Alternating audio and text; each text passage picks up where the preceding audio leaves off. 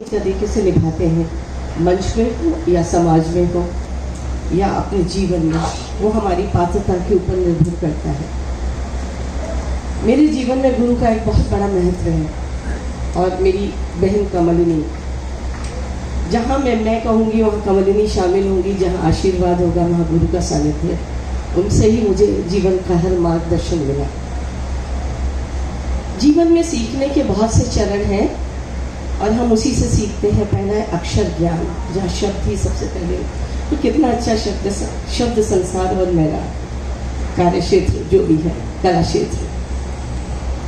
पहला है अक्षर ज्ञान। हम स्कूल जाए, कहीं पे भी जाए, अक्षर ज्ञान से हमारा एक परिचय होता है। उसके बाद होता है सानिध्य।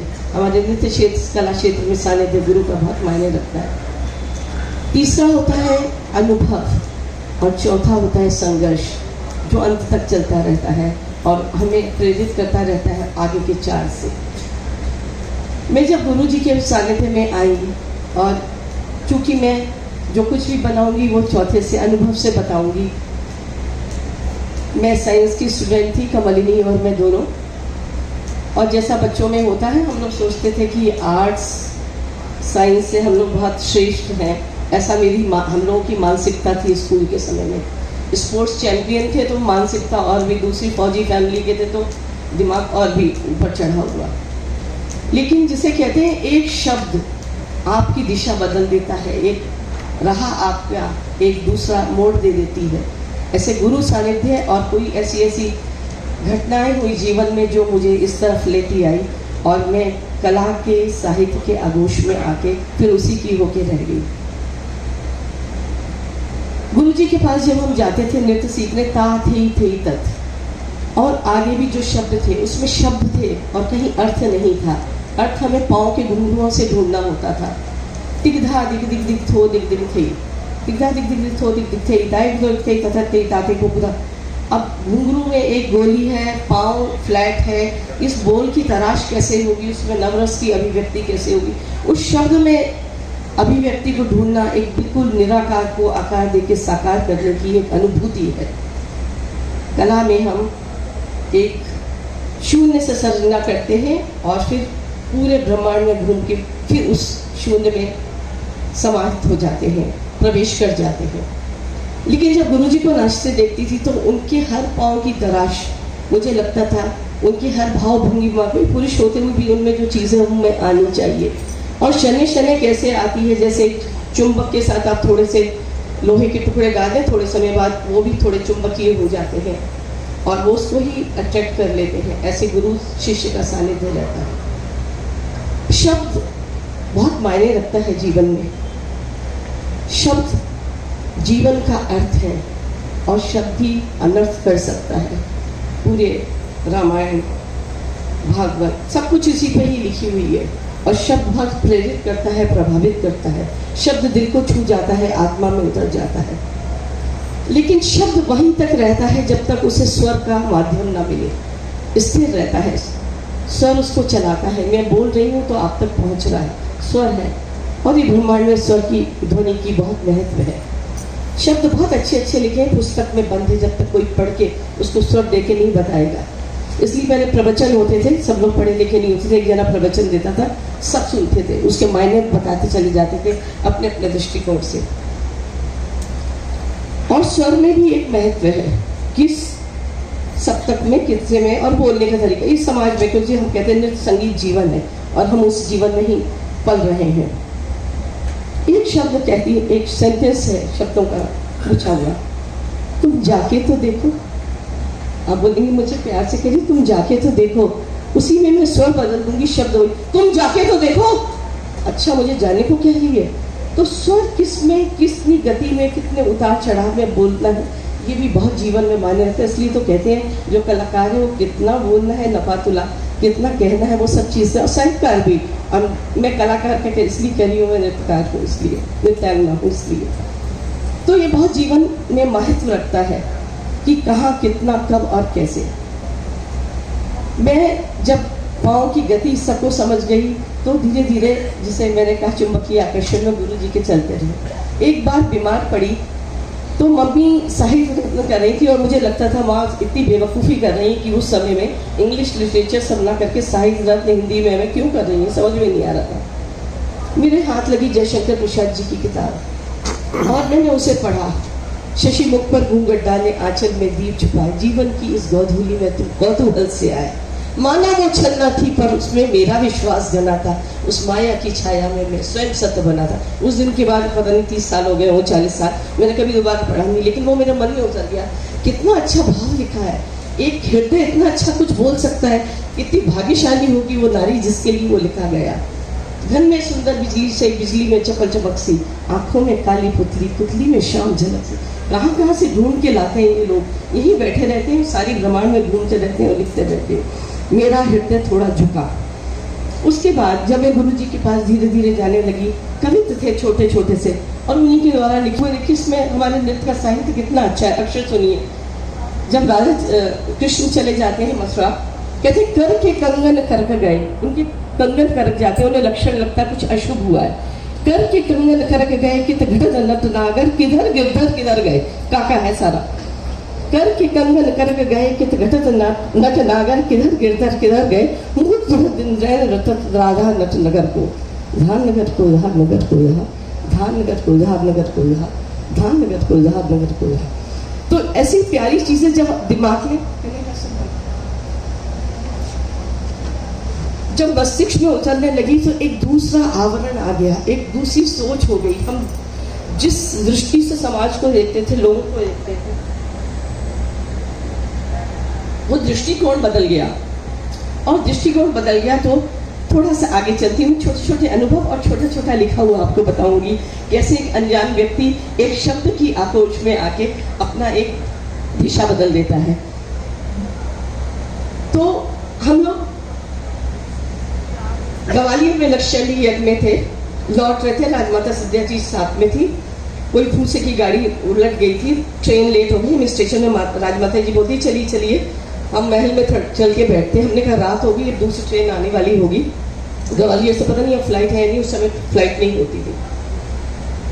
सुनिए, हरिओम जी का हम वैदेही वनवास लिख रहे थे, नहीं राम, हाँ वैदेही वनवास लिख रहे थे। तो मुझे बहुत अच्छा लगा कि उसको किस तरीके से किस चरण में करें, पर एक चीज मैं सोची थी कहीं से कलात्मक हो, मुझे बहुत प्रिय है। आप देखिएगा, जब लव कुश युद्ध करते हैं लक्ष्मण जी के साथ, सीता मैया को दोनों पक्ष पता है कि ये पति का है, ये मेरे पुत्र है, लेकिन दूसरे नहीं जानते। जब उनको बंदी बना के ले जाते हैं तो कुश आते हैं, कहती माँ मुझे आज्ञा दो। कहती किस बात की?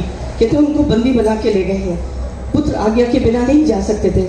तो सीता मैया कहती मेरे लिखे हुए शब्द हैं, किसके विरुद्ध किसको आशीष, किसके विरुद्ध किसको आशीष, किसकी अकुशलता की चाह करूं, ये कैसी कठिन परीक्षा प्रभु, मैं गोद भरूं या मांग भरूं, मैं राहु बनूं या केतु बनूं, ममता रोंदूं या प्रीत दलूं, पद भ्रष्ट बनूं पद नष्ट करूं, मैं भस्म मलूं या भस्म मिलूं, मैं भस्म मिलूं या भस्म मिलूं।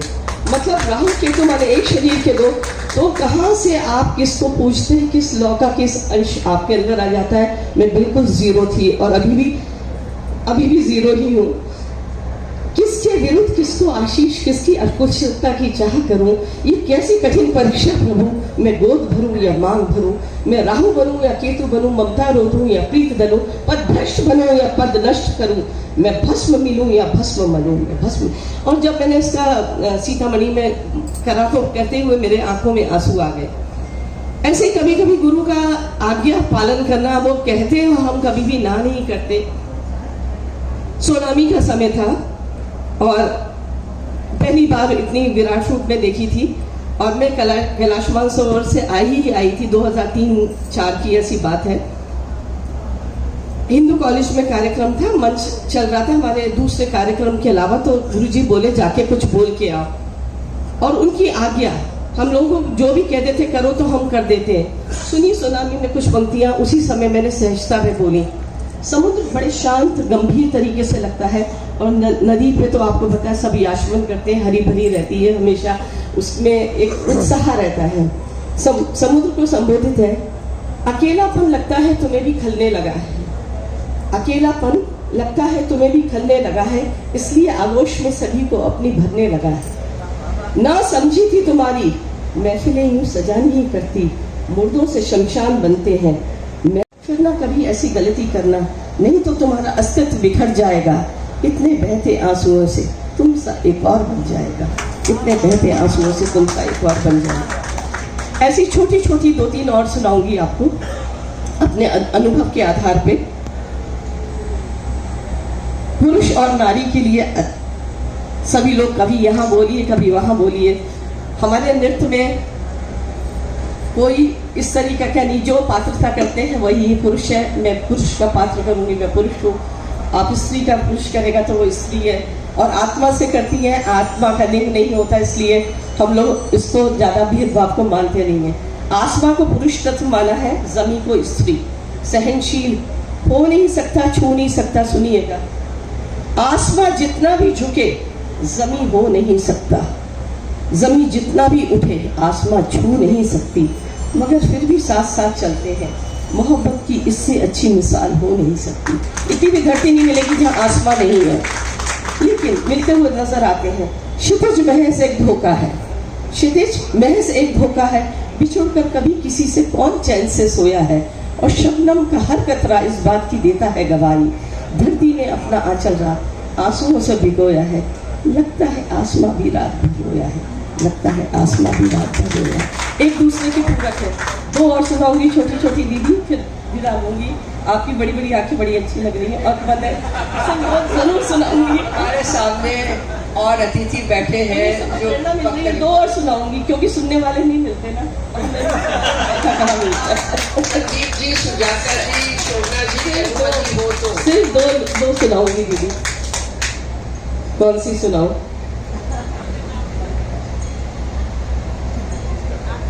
चलिए, गुरु के ऊपर मैंने कैलाश मानसरोवर के उसमें गुरु पूर्णमथी लिखा, क्योंकि गुरु लोगों को आजकल की जनरेशन उतना महत्व नहीं दे पाती है जितना देना चाहिए, या नहीं समझ पाती है मॉडर्नाइजेशन में। बेवफा ना कहे बावफा को जमाना, गुरु बहुत बावफा होते हैं, उनका आशीर्वाद ही काफी होता है, दौलत धन तो जरूरत है। बेवफा ना कहे बावफा को जमाना, तराश कर तुमको मंदिर में बैठा दिया। गुरु चाहे तो किसी भी पत्थर को तराश के पूजनीय मूर्ति बना देता है। मेरे गुरु जितेंद्र महाराज जी ने ऐसा ही किया। बेवफा ना कहे बावफा को जमाना, तराश कर तुमको मंदिर में बैठा दिया, और ठोकरों से मुलाकात की तुम्हारी ए पत्थरों, सजदे ने तुम्हारे आगे सरों को झुका दिया। तो गुरु को ये समर्पित। और एक और सुनाती हूँ, अध्यात्म से है, पाओगे उसे तो तुम नाचोगे। ओशो जी के एक कार्यक्रम था, उसमें लिखा था नृत्य में वो तुम्हारे साथ होता है, साथ तो तब होगा जब तुम नाचोगे।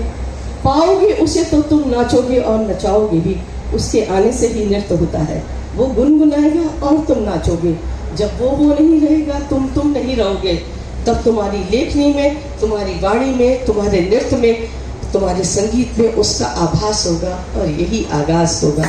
साथ जो तुम्हारा था तो लम्हों का पता ना चला, वक्त जो गुजरा गुजरता चला गया। फिर चांद ने भी सजा ली महफिल रात की, फिर चांदनी का भी पत्ता होता चला गया। आप लोगों के साथ रह के जो समय गुजरा बहुत अच्छा था। जिसका डर था वही बात हुई।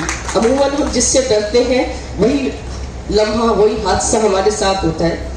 जिसका डर था वही बात हुई, तन्हा सफर और महफिल साथ हुई। जब चंद लम्हा रह गए जिंदगी के, तब जाकर ए जिंदगी तुझसे मुलाकात हुई, तब जाकर। नमस्कार, जय हिंद। बहुत बहुत धन्यवाद, बहुत बहुत धन्यवाद, बहुत धन्यवाद।